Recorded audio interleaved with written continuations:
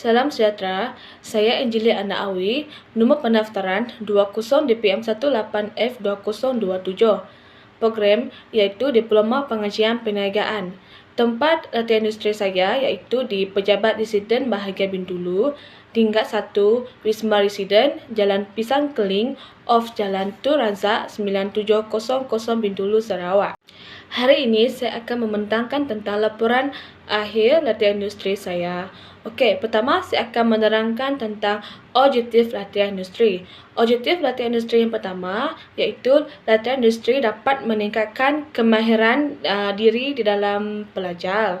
Semasa belajar di politeknik, pelajar hanya dapat kemahiran dari segi bidang yang diambil pelajar dan tidak dapat merasakan suasana yang sebenar. Dengan menjalankan latihan industri, pelajar dapat berdikari dengan sendiri tanpa dengan bantuan pensyarah dengan menunjukkan bakat diri pelajar.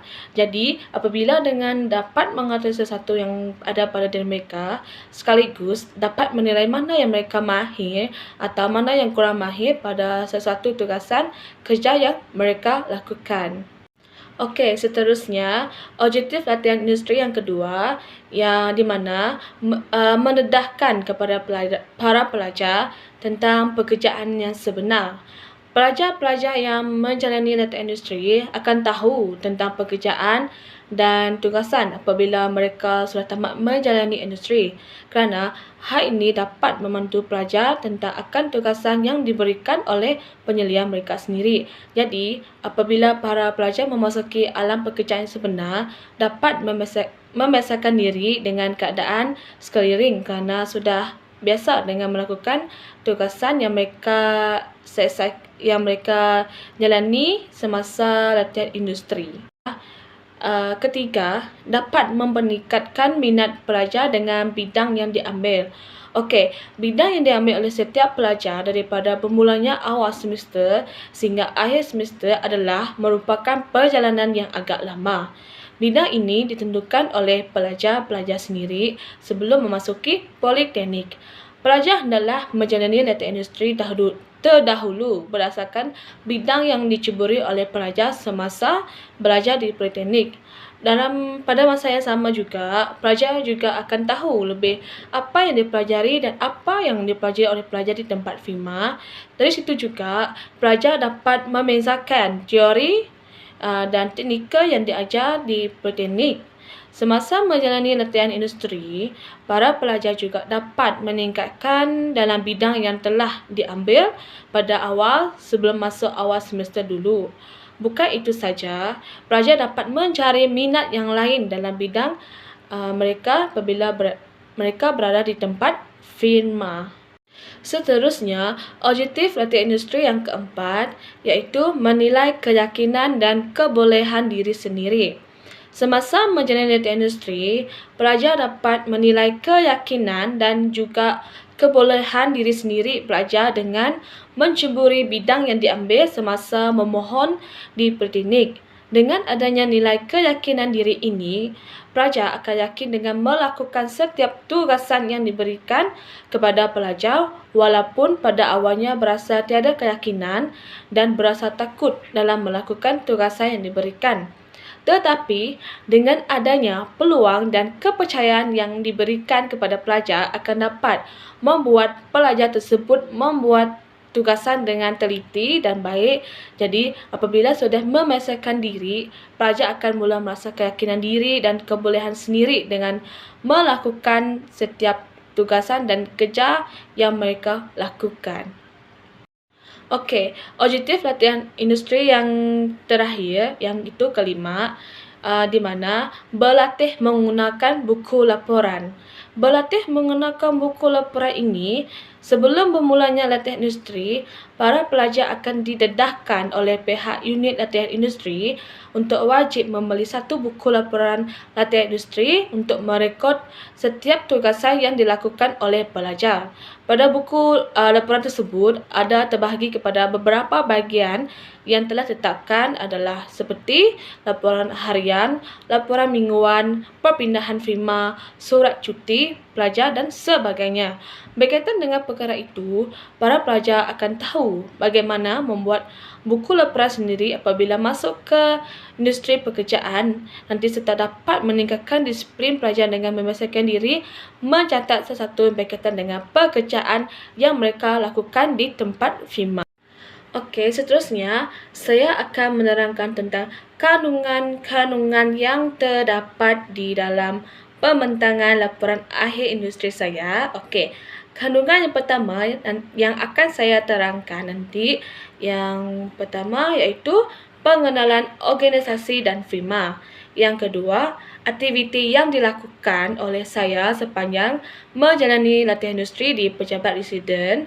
Okey, yang terakhir iaitu komen dan cadangan yang akan saya lakukan kepada firma untuk penambahbaikan ataupun cadangan yang akan saya berikan kepada tempat saya menjalani latihan industri tersebut. Sekarang saya akan menerangkan tentang pengenalan organisasi dan firma saya, iaitu di Pejabat Residen Bahagia Bintulu. Okey. Pejabat Residen Bahagia Bintulu ini, dia diwujudkan serentak dengan kenaikan taraf daerah Bintulu, dinaikkan taraf menjadi sebuah bahagian dalam tahun 1987. Bahagian Bintulu merupakan bahagian yang ke-9 dalam negeri Sarawak. Bahagian Bintulu mempunyai dua buah daerah, iaitu daerah Bintulu dan daerah Tatau, di samping sebuah daerah kecil iaitu daerah Kecil Sebauh. Bermula pada tahun 2015, pentadbiran bahagian Bintulu mempunyai 3 buah daerah setelah daerah Kecil Sebauh dinaik taraf menjadi daerah penuh. Okey, luas kawasan pentadbiran bahagian Bintulu ialah 12,166 km persegi dan dihuni oleh penduduk yang berbilang kaum, agama dan bangsa, iaitu kira-kira 262,700 orang pada tahun 2019. Okey, pejabat residen ini diketuai oleh Residen Bahagia Bintulu, iaitu Datuk Jack Amal Luat, dan dibantu oleh tim Malay Residen, iaitu Encik Husaini Hakim. Okey, pejabat daerah Bintulu, Tatau dan Sebauh masing-masing diketuai oleh pegawai daerah yang bertanggungjawab kepada residen. Okey, itu yang saya dapat terangkan dalam pengenalan organisasi dan firma saya. Bukan itu saja yang dapat saya terangkan tadi untuk pengenalan organisasi, tetapi pejabat residen mempunyai visi dan misi. Untuk visi pejabat residen di mana Bintulu menjadi bahagian maju sosioekonomi menjelang tahun 2030. Untuk misi pula, ia di mana memajukan pembangunan sosioekonomi dan kesejahteraan rakyat bahagian Bintulu. Okey, di pejabat residen ada 3 struktur pentadbiran. Pertama, Seksyen Pembangunan. Kedua, Seksyen Pentadbiran dan Kewangan. Yang ketiga, Seksyen Transformasi Sosial. Okey, pertama saya akan menerangkan tentang Seksyen Pembangunan. Okey, untuk Seksyen Pembangunan ini di mana ia melebihkan kepada pembinaan projek, di mana penambahbaikan projek, pembaharuan projek dan pembinaan projek yang baharu oleh kerajaan. Semua tentang pembinaan projek akan diuruskan oleh Seksyen Pembangunan. Okey, yang kedua, Seksyen Pentadbiran dan Kewangan. Untuk pentadbiran pula, ia terlebih kepada tentang senapang patah, di mana pemohon pewaris yang baru, penambahbaikan senapang patah dan sebagainya. Okey, untuk kewangan di mana ia akan menguruskan tentang peminjaman, pengiraan dan penggajian staf-staf di pejabat residen akan diuruskan oleh kewangan. Untuk Seksyen Transformasi Sosial di mana ia berkaitan tentang bencana COVID-19 dan pengeluaran sign off anak kapal. Jika berlaku apa-apa bencana akan diuruskan oleh transformasi sosial. Dan juga jika pasal pembaharuan fasa-fasa pemulihan negara. Ia sebarang pertanyaan akan ditanya kepada transformasi sosial. Itu adalah struktur pentadbiran yang saya terangkan. Okey, sekarang saya akan menerangkan aktiviti yang dilakukan sepanjang saya menjalani latihan industri. Okey. Gambar rajah yang pertama di mana saya ditugaskan dalam menyusun fail yang baru dan membuang fail lama di tempat yang telah ditetapkan.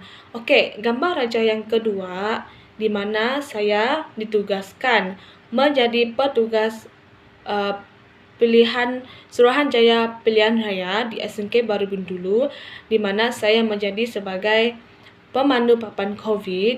Okey, gambar di atas menunjukkan persediaan sebelum bermulanya hari mengundi.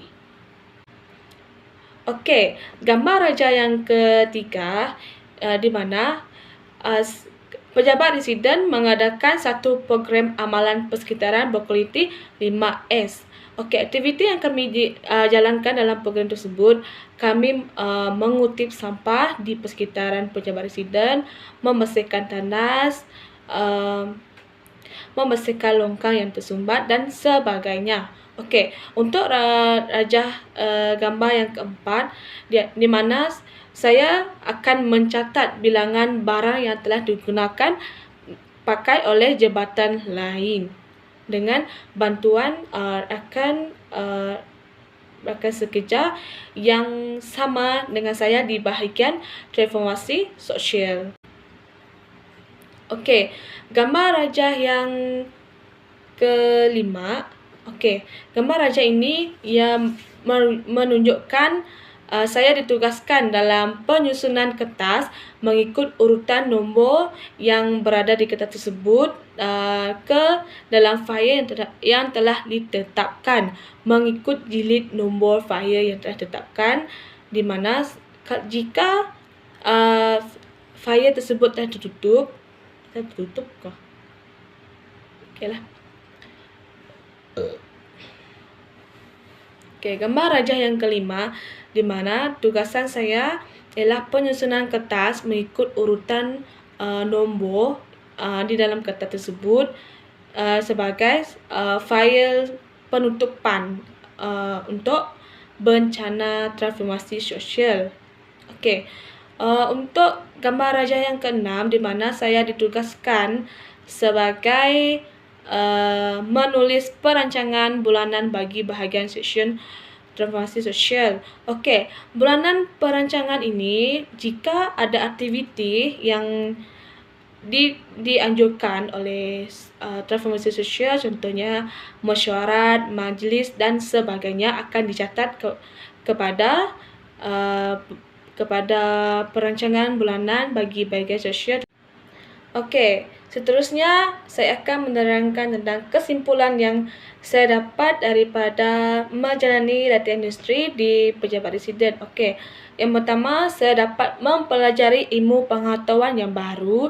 Yang ketiga, dapat mengetahui dalam berkomunikasi dengan pekerja. Yang ketiga, dapat mengetahui pengalaman kerja yang sebenar semasa menjalani latihan industri. Okey, seterusnya untuk komen dan cadangan, di mana saya akan menerangkan untuk yang komen dahulu. Okey, dapat belajar cara bercampur dengan golongan yang berbeza dan ini meningkatkan keyakinan saya dalam berkomunikasi serta menjadikan saya lebih matang apabila dapat berkongsi pendapat, nasihat dan sebagainya semasa bergaul dengan kaki tangan yang berada di pejabat residen. Okey, untuk yang komen yang kedua, didedahkan kepada alam pekerjaan sebenar. Okey, untuk didedahkan kepada pekerjaan sebenar di mana saya dapat mengetahui macam mana pekerjaan di pejabat yang sebenar. Di situlah saya dapat macam inilah jika saya kerja di pejabat ataupun di mana-mana, macam inilah cara pekerjaan yang saya dapat dan saya pelajari. Untuk cadangan saya iaitu okay. Untuk cadangan saya kepada tempat firma adalah membuat penambahan kemudahan. Okey, untuk membuat penambahan kemudahan ini seperti penyediaan meja dan kerusi untuk pelajar latihan industri, di mana ada sesetengah pelajar industri akan masuk datang dengan bilangan yang banyak ataupun sedikit. Okey, untuk yang kedua, cadangan, pihak firma perlu memberikan banyak tugasan. Kenapa saya perlu buat cadangan tersebut? Kerana jika ada tugasan banyak, pelajar dapat menulis aktiviti yang banyak di dalam buku log tanpa memikirkan apa yang patut saya tulis hari ini, kerana setiap tugasan diberikan adalah sama dan tidak berbeza dalam sehari ke sehari. Okey. Untuk yang ketiga, mengamalkan sikap hormat menghormati antara satu sama lain dari segi tutur kata dan pergaulan yang baik, di mana kaki tangan perlu mengamalkan sikap hormat menghormati antara satu sama lain, supaya pelajar juga akan mengikut amalan yang diamalkan oleh pekerjaan di pejabat. Itu saja pembentangan saya untuk laporan akhir latihan industri. Terima kasih kerana sudi mendengar pembentangan saya pada hari ini. Sekian, terima kasih.